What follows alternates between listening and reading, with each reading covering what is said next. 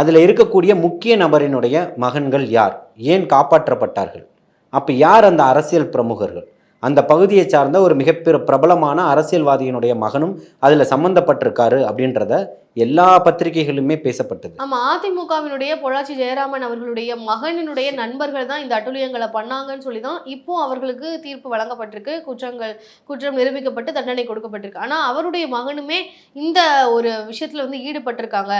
So இந்த இடத்துல பொறுத்த வரைக்கும் நீதி வந்து கொடுத்து கிடைச்சிருக்கு. ஆனா உண்மையான முதன்மை குற்றவாளிக்கும் வந்து இன்னும் போய் கிடைக்கல அப்படின்ற ஒரு குற்றச்சாட்டையும் வந்து நிறைய அரசியல் விமர்சகர்கள்லாம் வச்சுட்டு இருக்கிறாங்க. நீங்க அதை எப்படி பாக்குறீங்க? நிச்சயமாக, அதாவது அன்றைய காலகட்டத்திலேயே அது வந்து குற்றச்சாட்டாக வைக்கப்பட்டது தான்.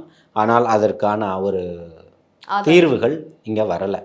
இவர்கள் வந்து தொடர்ச்சியாக மேலே வந்து ஆதரவான ஒரு சூழலில் இருந்ததுனால பல விஷயங்கள் வந்து இதில் மறைக்கப்பட்டிருக்குமோ அப்படின்ற ஒரு ஐயப்பாடு இப்போ வந்து சமூக செயற்பாட்டாளர்கள் மத்தியிலும் இந்த பெண்களுக்கு ஆதரவாக நிலைப்பாட்டில் நின்றவர்கள் மத்தியிலும் ஒரு கேள்வியாக எழும்புது.